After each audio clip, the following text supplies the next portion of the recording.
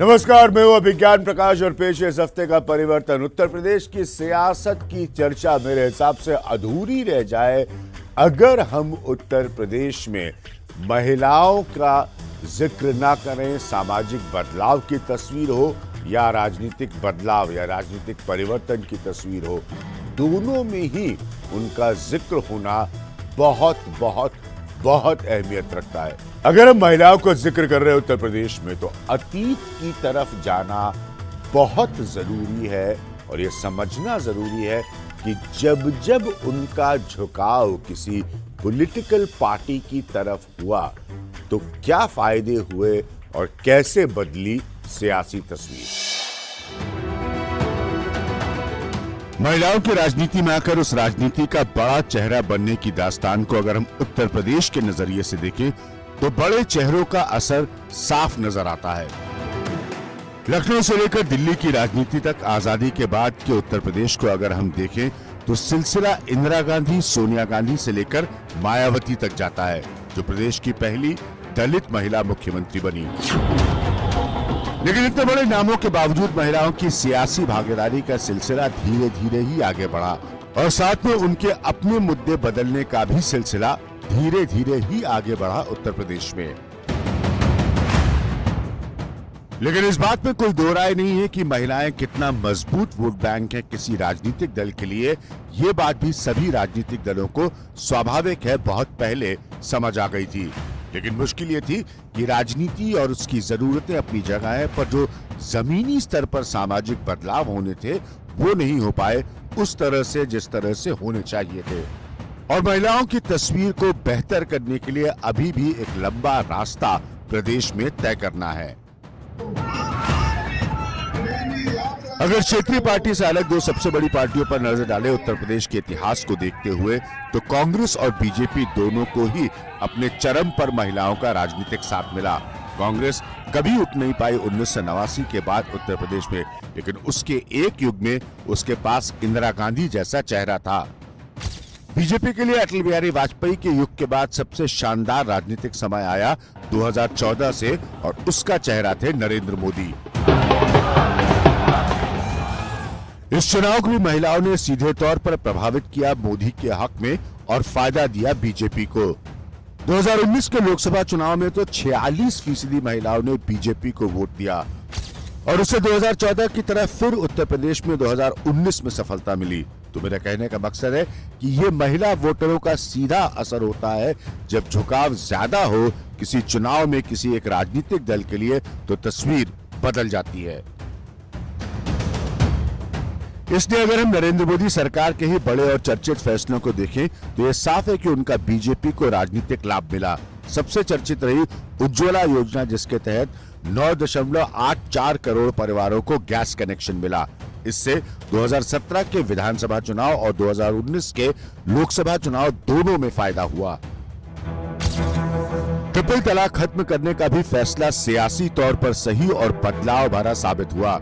साथ में साफ शौचालय बनवाने का फैसला, जो खास तौर पर गांव की महिलाओं की बड़ी समस्या रही है, वो भी काम आया और अभी तक 10.85 करोड़ शौचालय बन चुके हैं उत्तर प्रदेश में। यानी कि उत्तर प्रदेश में सियासत का अतीत गवाह है महिलाओं के वोट की अहमियत क्या है और इसी वजह से अपने वादों में कोई पार्टी इस मसले पर पीछे नहीं रहना चाहती और ना आने वाले भविष्य में पीछे रहेगी। तो हमेशा की तरह कुछ बुनियादी बातें जानना हमारे लिए बहुत जरूरी है, कुछ खास ग्राफिक्स के जरिए, जैसे कि मैं इस प्रोग्राम में आपको दिखाता हूं। पहला पॉइंट मेरा ये है कि 2011 की जनगणना के मुताबिक आबादी 9.49 करोड़ है महिलाओं की उत्तर प्रदेश में, लेकिन ये 2011 का सेंसस है।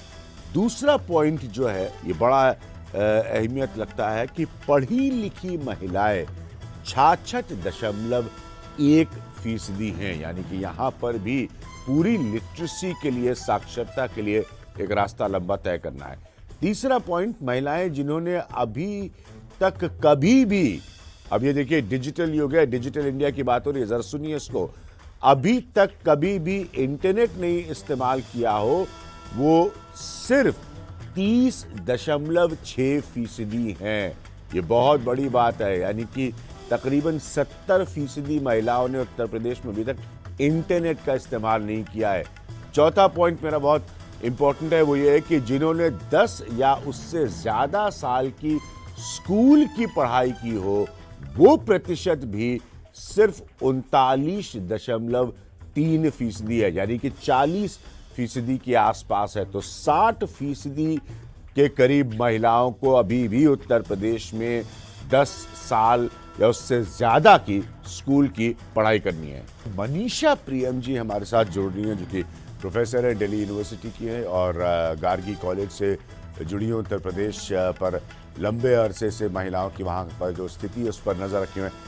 मैम, सीधा सा सवाल है, पॉलिटिकल पार्टिसिपेशन और महिलाओं का वोट सारी पॉलिटिकल पार्टीज चाहती हैं, लेकिन महिलाओं का बेसिक बुनियादी बदलाव वो नहीं कर पाती। क्या बाकी राजनीतिक हिस्सों की तरह महिलाएं भी एक वोट बैंक है महज पॉलिटिशियन के लिए? महिलाएं एक वोट बैंक तो हैं, क्योंकि आबादी में उनका बड़ा हिस्सा है, लेकिन महिलाओं के वोट बैंक बनने की बात जो है 1990 के दशक के बाद ये बहुत महत्वपूर्ण रही है। दक्षिण के राज्यों में, खास करके तमिलनाडु में, वेलफेयर पॉलिटिक्स के नाम पर, द्रविड़ सोशल जस्टिस राजनीति के नाम पर महिलाओं के मत में हिस्सेदारी की बात जो है वो बहुत मुखर हो चली थी। और कहीं ना कहीं ये समझदारी बनी कि विकास के जो कार्यक्रम हैं इन्हें महिलाओं की तरफ अगर हम लक्षित कर दें या ट्रेन कर दें तो उससे जो हमारे पॉलिटिकल बेनिफिट्स हैं ये बहुत होंगे। उज्ज्वला योजना जो कि बहुत सफल रही है, उसका मैंने जिक्र किया अपनी स्टोरी में भी, इसको आप क्या देखती हैं? क्या ये सीधा राजनीतिक लाभ, और इससे राजनीतिक लाभ मिला है, इसमें कोई दोहराय नहीं, उसकी वजह से बनाई गई योजना है या वाकई गैस के कनेक्शन की कनेक्टिविटी बेहतर कराने की योजना है? इसका उत्तर हाँ भी हो सकता है और नहीं भी हो सकता है। हाँ, इसलिए कि महिलाओं को मिलनी चाहिए थी ये सुविधा। महिलाएं किसी तरह अपना खाना बनाती थी, और किसी भी राजनेता का ये काम तो है ही है कि वो पब्लिक बेनिफिट में कोई काम करे और घरेलू मुद्दे जो है उनको राजनीतिक मुद्दा बनाया जाए, घरेलू दिक्कतों को राजनीतिक बनाया जाए मुद्दा। तो ये पब्लिक पॉलिसी का इंटेंशन यही सही होना चाहिए। एक राज्य में आपको उज्ज्वला से एक भारी राजनीतिक सफलता मिलती है, हर जगह नहीं मिलती। अब इसको ये जैसे अंग्रेजी का शब्द है, एक किस्म की डाइकोटमी है, इसको कैसे समझाएं? ये कहना कि एक ही पॉलिसी स्कीम जो है वो बार बार पॉलिटिकल बेनिफिट देता रहेगा उसी के नाम पे, ये सही नहीं है। क्योंकि महिला मतदाताओं का भी अपना विवेक है और राजनीतिक चिंतन का अपना उनका तरीका है। भले ही महिलाओं के लिए हाउस होल्ड की दिक्कत जो है वो सर्वप्रथम है, वो अपने घर को, अपने परिवार को सर्वप्रथम रखती है। और ऐसे में यदि मोदी जी की उज्ज्वला से उन्हें मदद मिली तो उसे स्वीकारती हैं और ईमानदारी के साथ कमल पर ठप्पा लगाकर उन्होंने मोदी जी को जिताया। तो अब ये बात आप बखूबी जान गए होंगे कि किस तरह से हर पॉलिटिकल पार्टी के लिए महिलाओं का वोट बहुत अहमियत रखता है और किस तरह से इन चुनावों में भी उसको ज्यादा से ज्यादा अपने प्रति आकर्षित करने की होड़ लगी रही पूरे कैंपेन में उत्तर प्रदेश। इस बात का मैं जिक्र पहले भी कई बार कर चुका हूं कि कांग्रेस की स्थिति उत्तर प्रदेश में 1989 के बाद से नहीं सुधर पाई और कोई नया फॉर्मूला उसके पास नहीं था।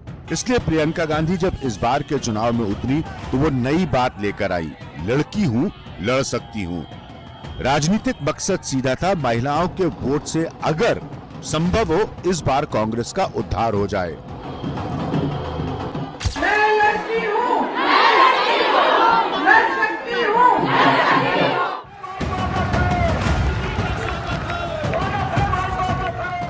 2014, 17 और 19 के चुनाव में महिलाओं के वोट का झुकाव अपनी तरफ देख चुके खुद प्रधानमंत्री नरेंद्र मोदी महिलाओं से अपनी अपील करने में वापस जोरदार तरीके से सामने आए। हमारी मुस्लिम महिलाएं, हमारी मुस्लिम बहनें, बेटियां जानती है कि जो सुख दुख में काम आता है वो ही अपना होता है। महिलाओं के लिए सामाजिक सुरक्षा और सामाजिक परिवर्तन दोनों बहुत अहमियत रखते हैं देश के किसी भी हिस्से में, और यही बात उत्तर प्रदेश पर भी लागू होती है।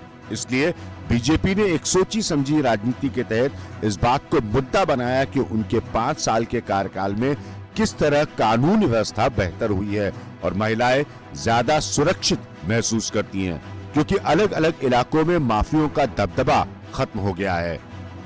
आज आप देख रहे होंगे, आज सरकार दमदार तरीके से जनता की सेवा कर रही है और माफिया कीड़े की तरह रेंगता हुआ दिखाई देता है। बीजेपी का निशाना साफ था इन चुनावों में अखिलेश यादव पर कि अगर अखिलेश यादव की सरकार आती है तो महिलाओं को असुरक्षित महसूस होगा। अखिलेश यादव ने भी इस पर पलटवार किया, क्योंकि वो भी जानते हैं कि वो महिलाओं के साथ के बगैर उत्तर प्रदेश में सत्ता का परिवर्तन नहीं ला सकते। लेकिन हाथरस जैसी घटनाओं ने उत्तर प्रदेश में महिलाओं के सामाजिक दर्द को फिर उजागर कर दिया। वो बीजेपी से कानून व्यवस्था के दावों को लेकर सवाल पूछती रही और विपक्ष को वापस प्रहार करने का मौका मिला। तो सियासी समीकरण साफ है कि उत्तर प्रदेश के विधानसभा चुनाव में भी बीजेपी को अपने महिलाओं वोटरों का उसी तरह से समर्थन चाहिए जैसे उसे पहले मिला, बाकी सारे सियासी समीकरणों के साथ साथ, और ये उसकी चुनौती भी है। उधर अखिलेश यादव की चुनौती भी स्पष्ट है कि उनको यह साबित करना है कि अगर उनकी सरकार आई तो महिलाएं महफूज होंगी और उनके सामाजिक सुरक्षा और परिवर्तन की तस्वीर बेहतर होगी, खराब नहीं। तो दोनों पक्षों की दलीलों के बीच महिलाएं आखिरकार अपना झुकाव किस तरफ ले जाएंगी ज्यादा, ये सब अब 10 मार्च को ही पता चलेगा। मेरा पहला पॉइंट क्या है, जरा इसको गौर से देखिएगा और राजनीतिक भागीदारी की हम बात करें। 2007 से लेकर 2017 तक वोट डालने में, यानी कि वोटर टर्नआउट में महिलाओं की भागीदारी 41.92% से बढ़कर 63.31%, यानी 21% से भी ज्यादा बढ़ी है। ये बहुत अच्छा संदेश है और बहुत अच्छा साइन है। मेरा दूसरा पॉइंट है, 2019 के लोकसभा चुनाव में 46% महिलाओं ने बीजेपी को वोट दिया था, जिससे उसे बड़ा फायदा हुआ था। तो आप समझ सकते हैं, क्योंकि 19 में बड़ी जीत हुई थी बीजेपी की, तो आप समझ सकते हैं कि ये कितना अहमियत है। चूंकि 2017 में बीजेपी की बड़ी जीत हुई थी, इसलिए 42 में से 36 विधायक महिलाएं बनी बीजेपी से, लेकिन 300 से ज्यादा सीट जीतने वाली बीजेपी के लिए ये प्रतिशत मेरे हिसाब से बहुत कम है। ये भी समझने वाला पॉइंट है। बनी तो महिलाएं ज्यादा बीजेपी से, लेकिन बीजेपी 300 से ज्यादा सीट जीत रही थी, तो ये मेरे हिसाब से बहुत कम प्रतिशत हुआ। एक और बहुत इंपॉर्टेंट पॉइंट है कि महिलाओं की जीत भी बढ़ी है, यानी कि विनेबिलिटी जो है उनकी वो भी बढ़ी है। 2007 में ये 5.71% थी और 2017 में ये 10.55% हुई है। तो यानी कि ये भी बढ़ी है, क्योंकि महिलाएं कि अगर ज़्यादा जीतना उनका होगा, उनकी विनेबिलिटी बढ़ेगी, तो ज़्यादा से ज़्यादा पॉलिटिकल पार्टीज भी उनको टिकट देना पसंद करें। क्या अब ये देश इस हालात से गुजर रहा है कि महिलाएं अपने सामाजिक परिवर्तन की जो जरूरतें हैं उसका दबाव डालेंगी नेताओं पर राजनीतिक परिवर्तन के जरिए? क्या हम अब इस दौर से गुजर रहे हैं हिंदुस्तान के? कि आप हमारी सुनिए, क्योंकि आपको हमारा वोट चाहिए। टेकन फॉर ग्रांटेड लेने के युग बहुत पहले जा चुके हैं। एक बार यदि कोई बेनिफिट आप देते हैं किसी महिला को, तो वो ऋण या उपकार नहीं है, उससे एक राजनीतिक बहस शुरू होती है। महिलाएं जो हैं, उन पॉलिटिकल कॉन्शियसनेस उनमें बढ़ता है। तो बिल्कुल उसके बाद ऐसा नहीं समझना चाहिए कि हमने ये दे दिया तो उससे वो जन्मांतर तक बिल्कुल वो बाध्य रहेंगी कि ऐसा ही करें, क्योंकि पॉलिटिकल कॉन्शियसनेस, राजनीतिक मत, पॉलिटिकल विवेक का विस्तार महिलाओं में होता है। और इस विस्तार में राजनेताओं पर हमेशा ये चैलेंज है कि अब वो नया स्क्रिप्ट लिखें, और महिलाओं के साथ अपना सीधा रिश्ता जोड़ने की एक नई वार्ता जो है वो शुरुआत करें। स्क्रिप्ट लिखें। और चुनाव ही वो समय है जब राजनेता राजनीतिक वार्ता करने के लिए समाज में आते हैं और महिलाओं से भी सीधी सीधी तरीके से अपना रुख करते हैं। तो यही वो समय है कि महिलाएं नया स्क्रिप्ट नए तरीके से दबाव डालने का काम करती हैं और नया स्क्रिप्ट राजनीतिक लिखती हैं। तो आज के एपिसोड में एक बहुत अहम और बड़ी बात निकल कर आई कि महिलाओं के लिए जो हो रहा है, जो स्कीमें लाई जा रही है, उससे राजनीतिक फायदा भी मिलता है, लेकिन वो ऋण या उपकार नहीं है। महिलाएं चाहती रहेंगी कि हर बार उनके हिसाब से स्क्रिप्ट में परिवर्तन हो। इसीलिए इस परिवर्तन में बहुत जरूरी था महिलाओं पर चर्चा करना, क्योंकि भविष्य का ये विषय है और वर्तमान का भी ये विषय है जिसके सबक अतीत में छुपे हुए हैं। फिलहाल मेरी ओर से इतना ही। नमस्कार।